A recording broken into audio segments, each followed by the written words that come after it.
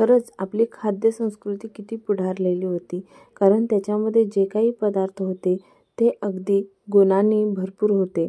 कारण आपण आधी खूप साऱ्या चटण्या खायचो, पण आता फास्ट फूडच्या नादामध्ये ते सर्व आपण कमी केलेलं आहे. पण ही जवसाची चटणी आपल्यासाठी इतकी फायदेशीर आहे, याचे फायदे जर तुम्ही ऐकलेत तर तुम्हाला खरंच आश्चर्य वाटेल, इतके याचे फायदे आहेत. Omega 3 fatty acids, protein, fibre, vitamin सगळं आहे, ज्याच्यामुळे केसही व्यवस्थित होतात, स्किनही छान होते आणि सोबतच डायबिटीज, हृदयविकार आणि कॅन्सरसुद्धा होण्याची रिस्क कमी होते.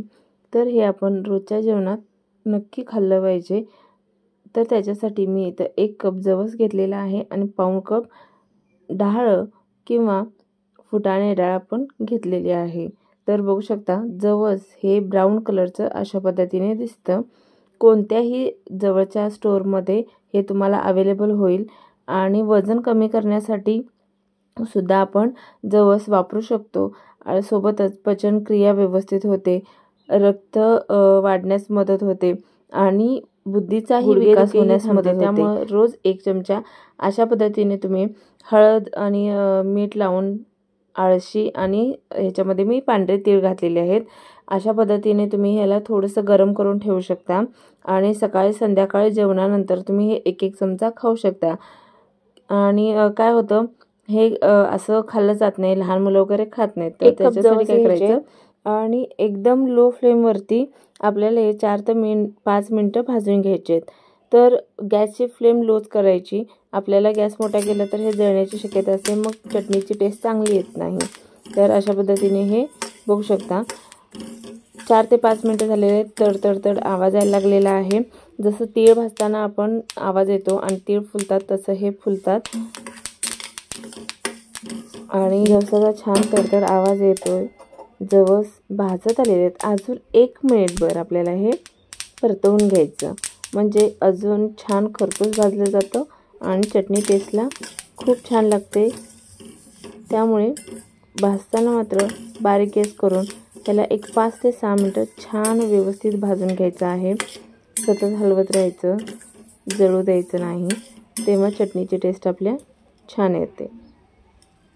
तर बघू शकता हे आपलं व्यवस्थित भाजून झालेलं आहे. मी इथं 10 ते 12 लसूण पाकळ्या घेतलेल्या आहेत. तर इथं थोडा कढीपत्ता घेतलेला आहे. तर सध्या जे घरचं आमचं झाड आहे ते त्याच्यावरती किडे लागलेले आहेत, त्याच्यामुळे काय होतं, मोठे पाने खराब झालेले आहेत. त्यामुळे मी जितका अवेलेबल होता तितका कढीपत्ता घेतलेला आहे. तुम्ही इथं अर्धी ते 1 वाटीही कढीपत्ता घेऊ शकता, त्याचीही टेस्ट याच्यामध्ये छान लागते. तर कढीपत्ता धुवून थोडासा सुकवून घेऊ शकता, पाण्याचा अंश फक्त नको आहे आपल्याला. किंवा ओला कढीपत्ता असेल तरी तो तेलात फ्राय केला की छान कुरकुरीत होतो. आता मी इथं कढईमध्ये अर्धा ते 1 चमचा तेल घेणार आहे. तर तेल इथं आपण खूप जास्त वापरायचं नाही, कारण मग नाहीतर चटणी आपली थोडीशी ओलसर होऊ शकते आणि लवकर खराब होऊ शकते म्हणून. तर अर्धा चमचा जिरं घातलं, त्याच्यात 10-12 लसूण पाकळ्या आणि घेतलेला सर्व कढीपत्ता घातलेला आहे. आता हे आपल्याला 1-2-3 मिनटं तेलावर परतवून घ्यायचं. लसूण हलकासा फुलला आणि लालसर झाला आणि कढीपत्ता छान कुरकुरीत झाला की त्याच्यामध्ये आपण पाऊण कप जे डाळ घेतलेलं होतं, म्हणजे फुटाण्याची डाळ, ती घालायची आणि लालसर होईपर्यंत भाजून घ्यायचं. तर 1-2 मिनटं इथं परतवून झालेलं आहे. फुटाणे डाळ हलकी लालसर झालेली आहे. आता त्याच्यामध्ये आपण 2 चमचे खोबरं घातलेलं आहे. तर इथं सुकलेलं खोबरं घालायचं, ओलं खोबरं घालायचं नाही, नाहीतर चटणी जास्त दिवस टिकत नाही. ही कोरडी चटणी केली की तुम्ही 2 ते 3 महिने आरामात ह्याला खाऊ शकता. तर फ्रीजमध्ये 2-3 महिने राहते, वरती ठेवाल तरी 2 महिने ही सहज चटणी टिकते. तर अशा पद्धतीने नक्की ट्राय करून बघा, तुम्हाला नक्की आवडेल. तर आता गॅस बंद करून मी ह्याला थंड करायला ठेवते. आता आपण जे जवस भाजलं होतं ते थंड झालेलं आहे, ते एका मिक्सरच्या भांड्यामध्ये काढून घ्यायचं. सोबतच जिरं, लसूण, कढीपत्ता आणि डाळ व खोबरं जे भाजून घेतलं होतं तेही आपण मिक्सरच्या भांड्यामध्ये काढून घ्यायचं आहे. इथं आपण घालायचं आहे चवीनुसार मीठ. मी इथे लहान चमच्याने 1 चमचा मीठ घातलेला आहे. सोबतच मी इथं लाल तिखट, महाराष्ट्रीयन तिखट आहे आपलं, जे सर्व मसाले घालून आपण करतो ते मी 2.5 चमचे घातलेलं आहे, कारण हे खूप जास्त तिखट नाही आहे. तर तिखटची ही क्वांटिटी तुम्ही कमी जास्त करू शकता. त्यानंतर मिक्सरला हे आपल्याला छान बारीक करून घ्यायचं आहे. तर खूप मोठी दरदरीत पेस्ट करायची नाही, त्याच्यामुळे काय होतं खाताना जवस तोंडामध्ये लागतं, त्यामुळे ते टेस्टला चांगलं लागत नाही. जे डाळव्याचं आहे आणि जवसाचं पीठ व्यवस्थित मिक्स झालं पाहिजे इतपत आपल्याला ते बारीक करायचं आहे.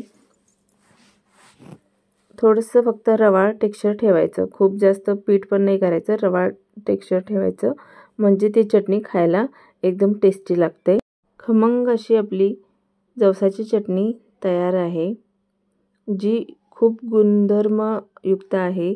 त्यामुळे लहान मुलांनासुद्धा तुम्ही हे देऊ शकता, ते आवडीने खातील. इतके टेस्टी आणि छान होते. भाकरीसोबत किंवा चपातीसोबत चटणी घ्यायची आणि त्याच्यावर तेल टाकून किंवा दहीमध्येही तुम्ही ही चटणी टाकून खाऊ शकता. टेस्टला एकदम मस्त लागते आणि टेक्स्चर तुम्ही बघू शकता. अशा पद्धतीने रवाळ टेक्स्चर करायचं, खूप जास्त जाडसर करायचं नाही, नाहीतर मग ते दातामध्ये जवस आलं की टेस्टला छान लागत नाही. रेसिपी आवडली असेल तर लाईक करा आणि चॅनलला सबस्क्राईब करा.